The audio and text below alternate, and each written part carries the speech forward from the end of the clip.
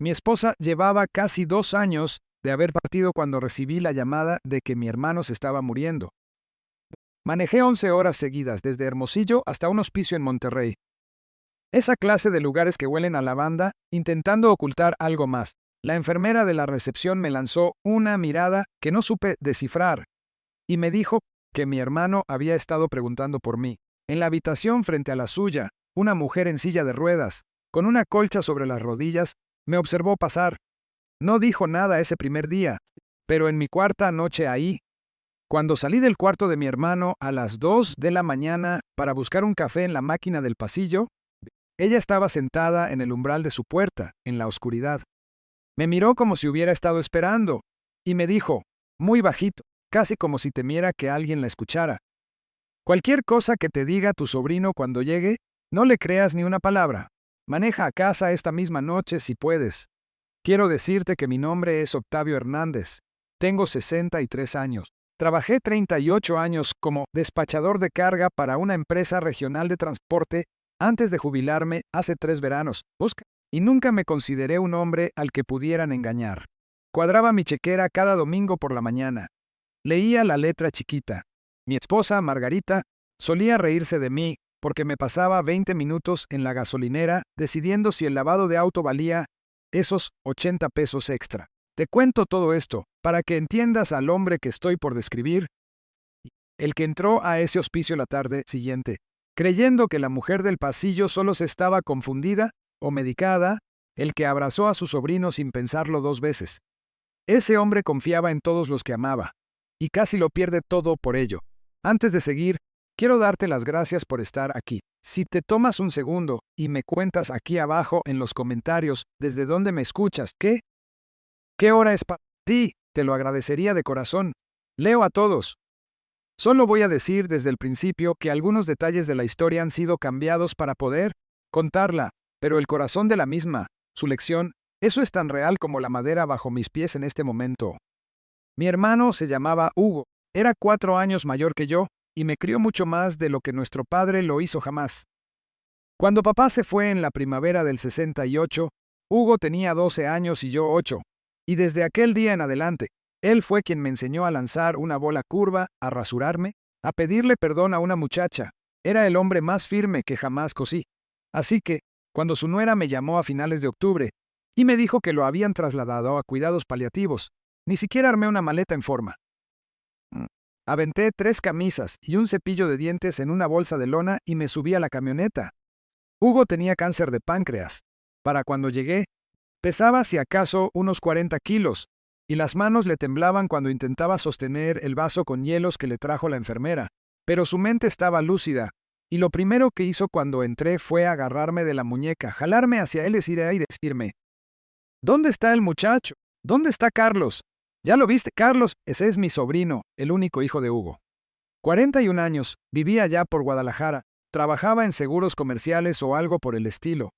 Le dije a mi hermano que no, que aún no había visto a Carlos, que la enfermera dijo que bajaría por la mañana. Y Hugo asintió, pero no se veía aliviado.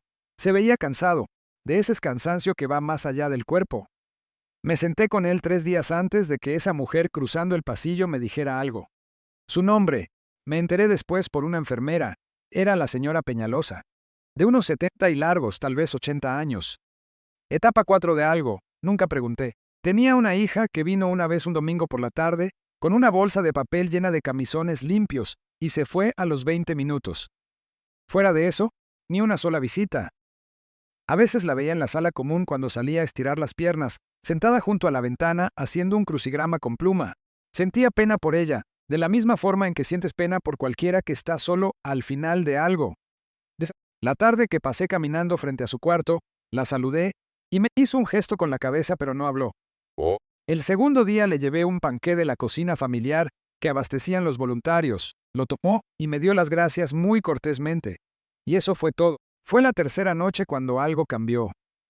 Llevaba horas sentado junto a Hugo, sosteniendo su mano mientras él dormía, escuchando el traqueteo del concentrador de oxígeno y el viento afuera de la ventana. Cerca de la medianoche, salí a caminar por el pasillo para despejarme la cabeza. Y al pasar por la habitación de la señora Inés Peñalosa, vi que estaba despierta, sentada en su silla con la lámpara a media luz. Me miró y me dijo, «Tu hermano se está muriendo», no con mala intención, solo afirmándolo. Me detuve y le respondí, «Sí, señora, así es». Y ella dijo, «Está preocupado por algo. Ha estado hablando en sueños. Las enfermeras van y vienen y no escuchan, pero yo puedo oírlo a través de la pared». En ese momento no le di mucha importancia. La gente habla dormida, especialmente cuando les están dando morfina. Le di las gracias por hacerle compañía a su manera, y regresé al cuarto de mi hermano, pero fue la noche siguiente cuando de verdad habló. Pasaban de las 2 de la mañana. Yo estaba exprimido. No había dormido más de 3 horas seguidas desde que llegué. Acababa de salir de la habitación de Hugo porque la enfermera de guardia necesitaba cambiarle el suero, e iba caminando hacia la máquina de café cuando vi que la puerta de la señora Peñalosa estaba abierta. Y ella estaba sentada en su silla de ruedas, justo en el marco de la puerta, sin moverse, solo vigilando el pasillo. Esa clase de gesto pequeño que significa, «Ven aquí», sin hacer ruido. Me acerqué. Me dijo, «Siéntate un minuto». Jalé la silla de visitas que estaba junto a su cama y me senté. Tenía unos ojos grises muy pálidos, clarísimos, y me miró durante un largo rato antes de hablar. «Tu sobrino llega mañana», dijo. Yo le respondí, «Sí, ¿cómo sabía eso?» Ella continuó, «Porque tu hermano se lo dijo a una enfermera anoche. Cuando estaba medio ido, dijo que el muchacho venía y que tenía miedo de lo que el muchacho fuera a hacer. Lo dijo 3 veces. No paraba de repetir que debió haber cambiado el testamento. No dejaba de repetirlo. La enfermera solo le dio unas palmaditas en la mano y siguió con lo suyo. Pero yo lo escuché. Sentí un frío bajándome por la espalda. Le pregunté a qué se refería. Me contestó, «Yo tuve un hijo una vez. Por él estoy aquí sola. Cualquier cosa que te diga tu sobrino cuando llegue mañana, no le creas ni una palabra. No firmes nada. No aceptes nada. No estés de acuerdo con nada. Maneja a casa esta misma noche si puedes. Te lo digo en serio». No supe qué responderle. Le di las gracias. Le dije que apreciaba su preocupación y regresé al cuarto de mi hermano. Me senté en la oscuridad y me convencí de que era solo una anciana triste que había tenido mala suerte con su propia familia y lo estaba proyectando en la mía. Carlos era mi sobrino. Lo había cargado cuando era un bebé. Le había enseñado a ponerle carnada a un anzuelo en un lago de Michoacán, cuando tenía 7 años. La idea de que viniera hasta acá a hacer algo chueco simplemente no me cabía en la cabeza. Lo descarté por completo. Ese fue mi primer error. Carlos apareció cerca de las 11 de la mañana siguiente. Atravesó la puerta de la habitación del hospicio con un saco gris carbón, sin corbata, con el cabello ya un poco salpicado de canas en las sienes, y me abrazó antes siquiera de voltear a ver a su padre. Olía a loción de afeitar y a café de aeropuerto. Me dijo, «Tío, cuánto lo siento. Llegué tan rápido como pude». Me sostuvo un instante más de lo que se sentía natural. Lo noté y también lo pasé por alto. Se sentó junto a la cama de Hugo unos 10 minutos y dijo todas las palabras correctas. Le sostuvo la mano a su padre. Habló en voz baja. Hugo estaba despierto, pero apenas si lograba seguirnos. En un momento dado, Hugo giró la cabeza y me miró a mí en lugar de a Carlos. Y tenía los ojos llorosos, y abrió la boca como si fuera a decirme algo, y luego la volvió a cerrar. Jamás olvidaré eso. Me miró, y luego cerró la boca. Después de más o menos una hora, Carlos dijo, «Tío, ¿podemos salir a platicar? Sobre los arreglos, sobre lo que sigue». Bajamos a la cafetería, solo nosotros dos. Nos compró un café a cada uno. Se sentó frente a mí y puso las manos planas sobre la mesa, como un hombre a punto de hacer negocios. Dijo, «Papá ha estado preocupado por la casa, la de Valle de Bravo». Esa era la cabaña que Hugo había construido con sus propias manos a finales de los 70, en un terreno frente al lago que compró por casi nada en aquel entonces. Según mis cálculos, ahora valía algo más de 14 millones de pesos. Hugo había vivido ahí solo desde que su esposa Patricia falleció en 2015.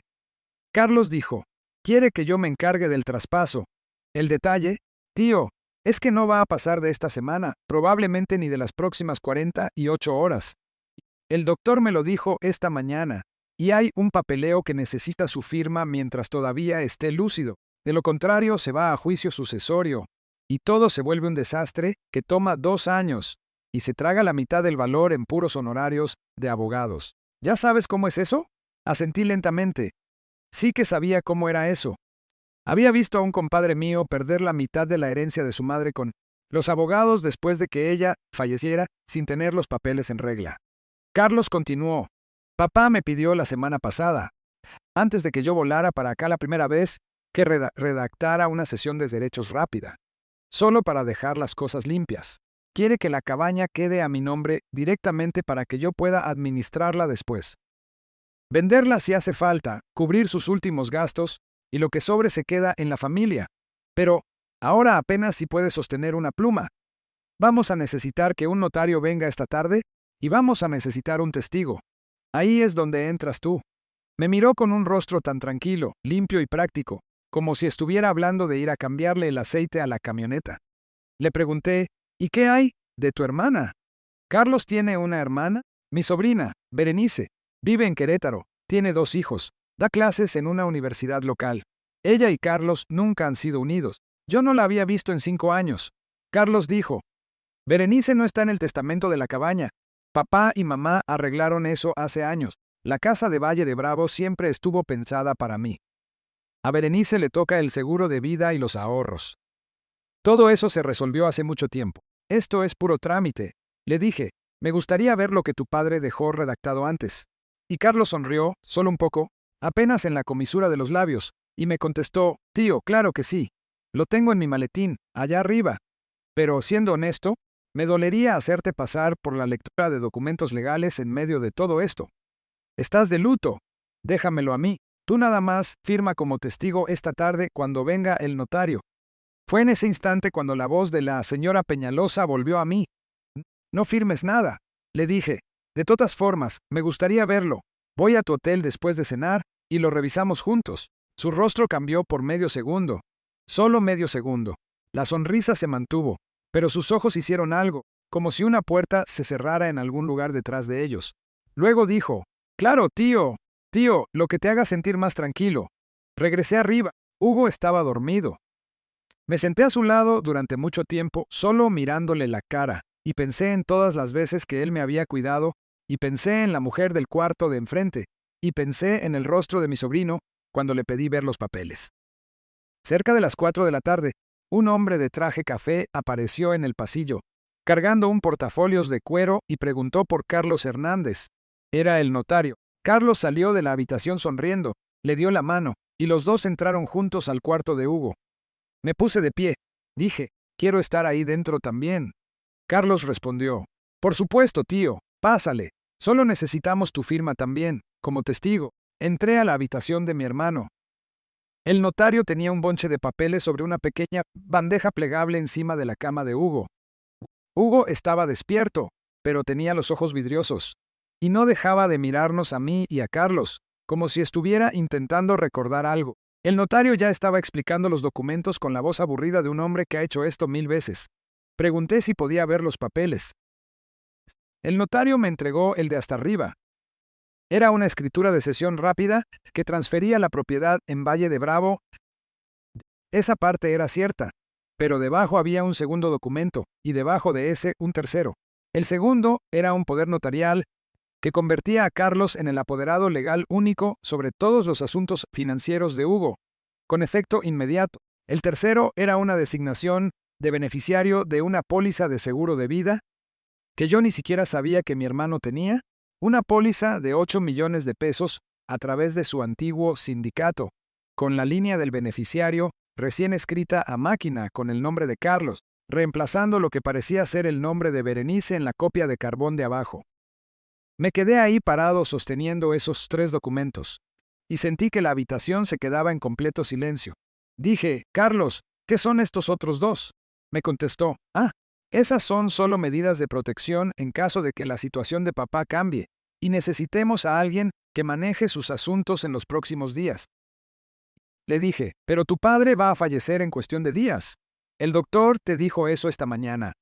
Entonces, ¿para qué necesita un poder notarial? Carlos dijo, tío, por favor. Ahora no es el momento. Le pregunté, ¿por qué está cambiado el seguro de vida? Carlos respondió, Berenice estuvo de acuerdo con eso. Le dije, ¿de verdad? El rostro de Carlos volvió a hacer eso de cerrar la puerta. El notario, bendito sea, nos miraba de un lado a otro como un hombre que empezaba a sospechar que su tarde se había complicado. Le dije que me gustaría tener unos minutos a solas con mi hermano y mi sobrino. Asintió y salió al pasillo. Cerré la puerta detrás de él. Me di la vuelta, miré a Carlos y le dije muy bajito, quiero que llames a tu hermana ahora mismo y la pongas en altavoz. Carlos replicó, tío, estás cansado, llevas demasiado tiempo aquí. Le dije, llámala. No se movió. Entonces dije, si no lo haces tú, la llamo yo. Saqué el teléfono de mi bolsa y busqué su número. No la había llamado en años. Todavía lo tenía guardado. Contestó al segundo tono. La puse en altavoz. Le dije, Berenice, soy tu tío Octavio. Estoy en el hospicio con tu padre, tu hermano y un notario. ¿Estuviste de acuerdo en que te quitaran como beneficiaria de la póliza de seguro de vida de tu padre del sindicato de carpinteros? Hubo un silencio. Luego dijo, muy despacio, perdón, tío Octavio, ¿qué dijiste? Le repetí. ¿Estuviste de acuerdo? Ella contestó, no sé de qué me estás hablando. ¿Cuál póliza de seguro de vida? Carlos ya se estaba moviendo. Ya estaba diciendo, Berenice, hola. Escucha, esto es solo un malentendido. Los documentos son de protección, ella dijo. Carlos, ¿qué hiciste? Él respondió, Berenice, cálmate. Ella dijo, tío Octavio, no firmes nada. Tomaré un vuelo esta misma noche. Por favor, no firmes nada. Tomaré un vuelo esta misma noche. Colgué. La habitación estaba tan silenciosa que podía escuchar el clic del concentrador de oxígeno. Podía oír la respiración de Hugo en la cama. Carlos dijo, tío, no entiendes la situación financiera aquí. Papá debe dinero. Me debe dinero a mí. Llevo años pagando sus cosas. Yo merezco. Le dije, lárgate. Me dijo, tío. Le dije, lárgate de este cuarto, se me quedó viendo. Y quiero decirte algo. El niño al que le enseñé a usar el anzuelo en Michoacán ya no estaba en ese rostro. Había alguien más mirándome a través de los ojos de mi sobrino. Alguien calculador. Alguien que ya estaba pasando al siguiente plan. Recogió sus portafolios. Tomó los documentos de la bandeja de la cama. Salió caminando sin decir una palabra más. Me senté en la orilla de la cama de mi hermano. Le tomé la mano. Él me estaba mirando. Lloraba sin hacer ningún sonido. Solo lágrimas escurriéndole hacia la almohada. Le dije, todo está bien, Hugo. Todo está bien. Ya lo detuve. Me apretó la mano una vez. Falleció 31 horas después, un miércoles por la mañana, justo antes del amanecer. Berenice estaba ahí. Yo estaba ahí. Carlos no. La semana después del funeral, Berenice y yo nos sentamos con la verdadera abogada de mi hermano en Valle de Bravo, una mujer llamada Mariana Castañeda, que había manejado los asuntos de Hugo por 20 años. Ella sacó el testamento real. La cabaña en Valle de Bravo debía venderse y dividirse 50 y 50 entre Carlos y Berenice. El seguro de vida era de Berenice, los 8 millones completitos. Los ahorros, cerca de 1.700.000 pesos, debían dividirse en 3 partes, y el último tercio iría a un fondo de becas en la escuela de oficios, donde mi hermano había hecho su aprendizaje en el 72. Los documentos que Carlos había llevado a esa habitación de hospicio habrían volteado casi cada una de esas disposiciones. La cabaña habría sido suya en su totalidad.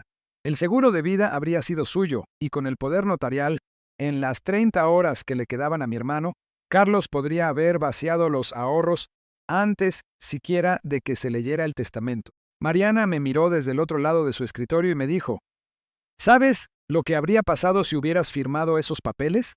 Le respondí, ahora lo sé. Ella me preguntó, ¿de dónde sacaste el instinto para cuestionarlo? Y le conté sobre la señora Peñalosa, la mujer del otro lado del pasillo, la que me había atajado a las 2 de la mañana y me había dicho que manejara a casa esa misma noche, si podía. Manejé de regreso a Monterrey el sábado siguiente para buscarla.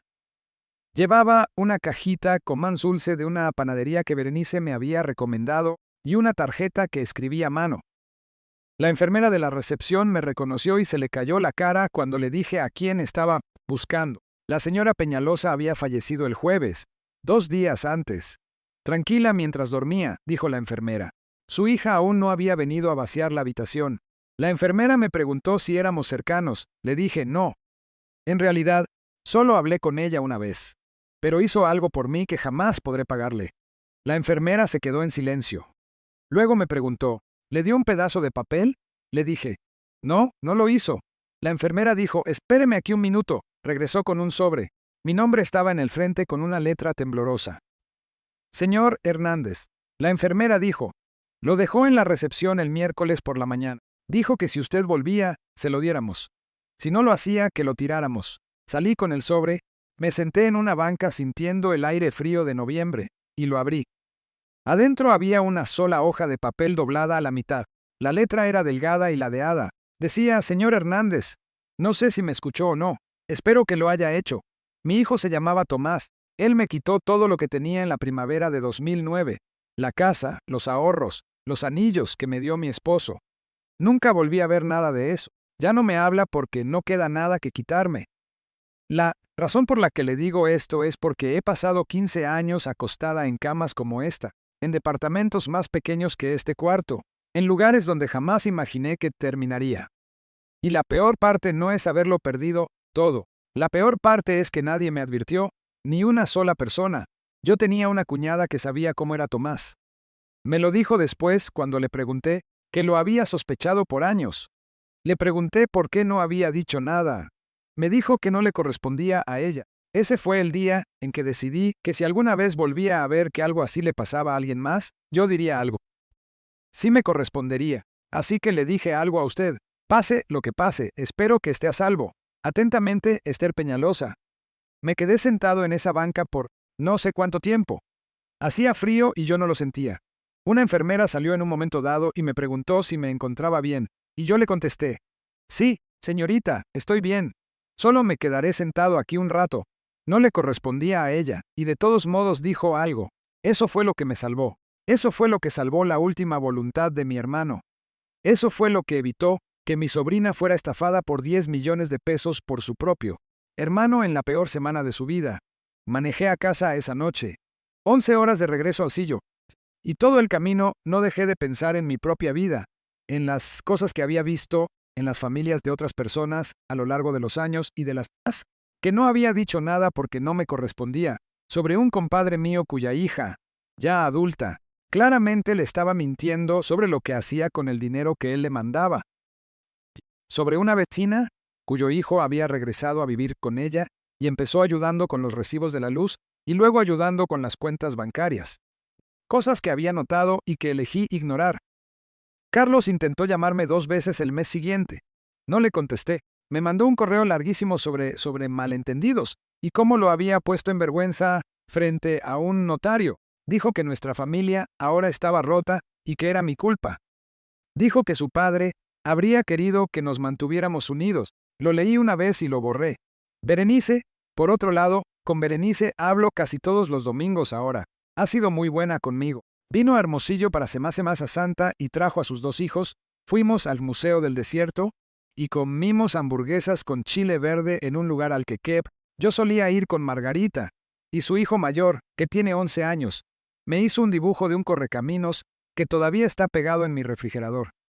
Unos 6 meses después de que mi hermano falleciera, recibí una carta por correo de una mujer en Guadalajara de la que nunca había escuchado hablar. Su nombre estaba en la parte de arriba, un remitente en una colonia que yo no conocía. La carta adentro decía que su padre había muerto en mayo y que ella había sido la albacea, y que revisando sus cosas había encontrado una libreta donde él había anotado los nombres de las personas que lo habían defraudado. Uno de esos nombres era Carlos Hernández. Al parecer, Carlos le había pedido prestados casi 1 millón de pesos a su padre, un hombre de unos 80 años, y nunca le devolvió ni un centavo. Había encontrado mi número a través de la esquela que yo le ayudé a Berenice, escribir para Hugo. Quería saber si había algún proceso para presentar un reclamo contra la herencia de mi hermano, y así es como había dado con mi información. Le devolví la llamada. Platicamos durante 1 hora. Se llamaba Dolores. Tenía 68 años. Era viuda. Y su padre había sido la clase de hombre que nunca les decía a sus hijos cuando lo estaban ciona porque le daba vergüenza. Ella solo había encontrado la libreta después de que él muriera. Llamé a Berenice. Berenice llamó a Mariana.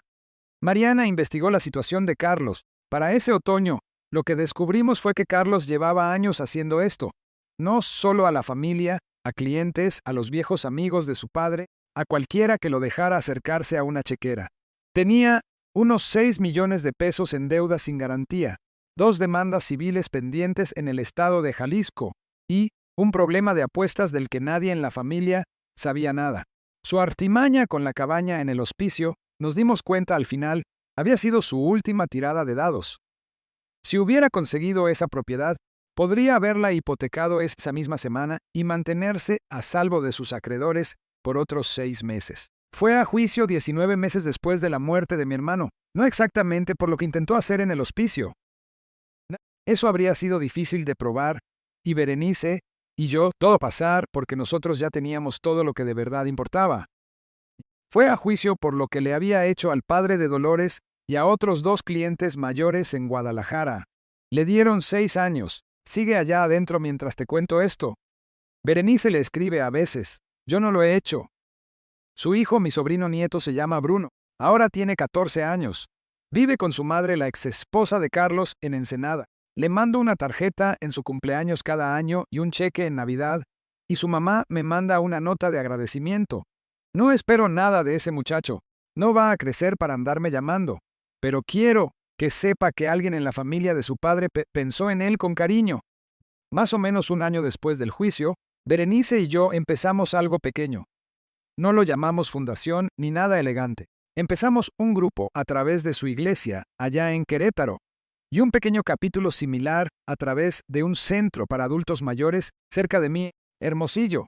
Solo vamos una vez al mes y platicamos. Contamos nuestra historia. Contamos la historia de Esther Peñalosa con el permiso de su hija, y luego nos sentamos y escuchamos. La clase de cosas que la gente te cuenta cuando te sientas a escuchar. Ojalá pudiera decirte que es raro lo que me pasó a mí. No lo es. He escuchado mi propia historia, con los nombres cambiados, de probablemente 40 personas diferentes en los últimos 2 años. Un hijo que necesita solo una firmita. Un nieto que está ayudando con las cuentas bancarias. Una hija que conoce a la persona indicada para armar el fideicomiso. Solo tienes que ir a la oficina una vez. Pasa todos los días. En cada estado del país, a personas que cuadran sus chequeras cada domingo por la mañana. Guardo la carta de Esther doblada en el cajón de mi buró, la saco a veces. La leo. Pienso en lo fácil que habría sido para ella mantener la boca cerrada. No me debía nada. Nunca había conocido a mi hermano. Se estaba muriendo. Tenía todas las razones del mundo para darse la vuelta en su cama y dejarme pasar de largo frente a su puerta. Y no lo hizo. Me detuvo a las 2 de la mañana en un pasillo oscuro y me dijo la única cosa que yo necesitaba escuchar, y 3 días después ya no estaba.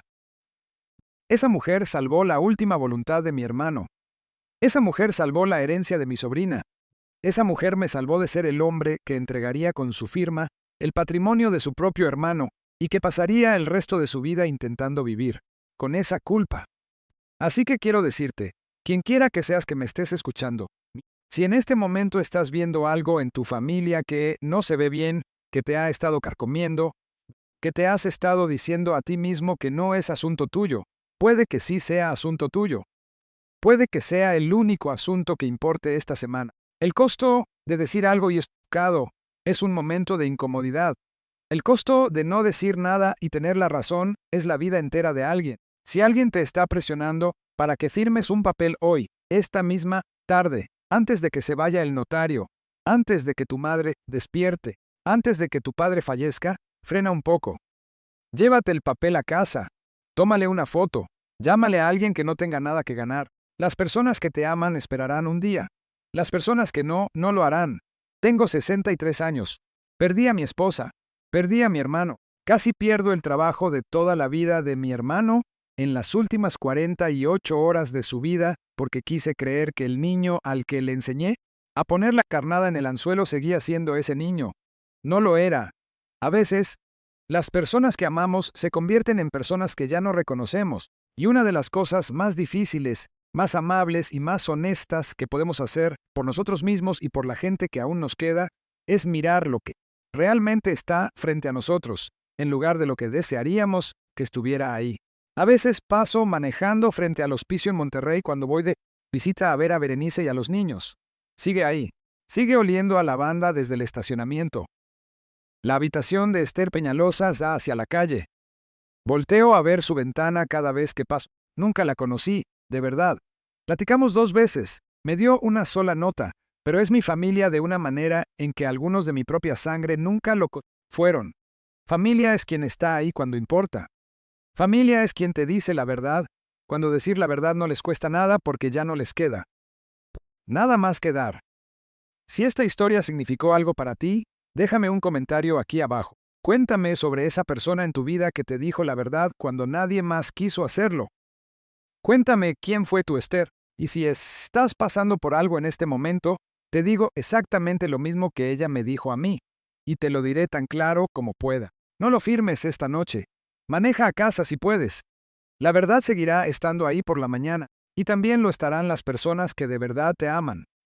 Gracias por quedarte conmigo. Cuídense mucho allá afuera, y escuchen a los extraños en el pasillo. A veces son los únicos que te están diciendo la verdad. He pensado mucho en los años que han pasado desde esa noche en el pasillo del hospicio, sobre qué clase de hombre era yo antes de que Esther Peñalosa me detuviera a las de la... Yo era un hombre que cuadraba su chequera cada domingo. Era cuidadoso con los extraños y confiado con mi familia. Y creía que eso era sabiduría. No lo era. Era todo lo contrario. Había construido mi vida entera bajo la suposición de que las personas que compartían mi sangre nunca serían de quienes tendría que protegerme. Y el costo de esa suposición casi me cobra la factura en las últimas 48 horas de vida de mi hermano. Lo que aprendí de Hugo, postrado en esa cama incapaz de hablar. De Carlos parado frente a él con 3 documentos apilados en el orden incorrecto. De Esther sentada en la oscuridad esperando a que alguien pasara frente a su puerta abierta. Lo que aprendí es que cada elección que hacemos pone algo en movimiento. Y las elecciones que hacemos sobre lo que nos negamos a ver ponen en movimiento las cosas más ruidosas de todas. Carlos no se convirtió en lo que se convirtió de la noche a la mañana. Se convirtió en eso a través de décadas, sin que nacieran las preguntas difíciles. Décadas de su padre mandándole dinero y llamándolo generosidad. Décadas mías revolviéndole el pelo en Navidad sin notar la forma en la que él observaba la habitación. Las causas tienen efectos. Las pequeñas bondades, cuando en realidad son evasivas disfrazadas con ropas más bonitas, plantan semillas que tarde o temprano tienes que cosechar. Lo opuesto también es cierto. Esther eligió, sola en una habitación de hospicio con un cuerpo que le estaba fallando, gastar su última energía en un extraño al que había visto exactamente 2 veces. Ese único acto, ese solo minuto de levantar la voz, mantuvo intacta la herencia de mi sobrina. Mantuvo intacta la última voluntad de mi hermano. Me salvó de ser el hombre que habría tenido que ser después de eso. Una elección. Una noche. El tamaño de una cosa no tiene nada que ver con lo lejos que viaja. Yo pienso ahora que ser una persona decente no se trata de amar a las personas, que se supone que debes amar. Cualquiera puede hacer eso. Se trata de ser lo suficientemente honesto para verlos con claridad, lo suficientemente inteligente para hacer las preguntas que duelen hacer, y lo suficientemente fuerte para actuar según las respuestas cuando llegan. Ese es el verdadero trabajo, honestidad sobre lo que tienes enfrente. La mente para frenar cuando alguien te está apurando, el valor para decirle que no a tu propio sobrino con un notario a menos de 1 metro de distancia. Nada de eso es natural para la mayoría de nosotros, tiene que practicarse.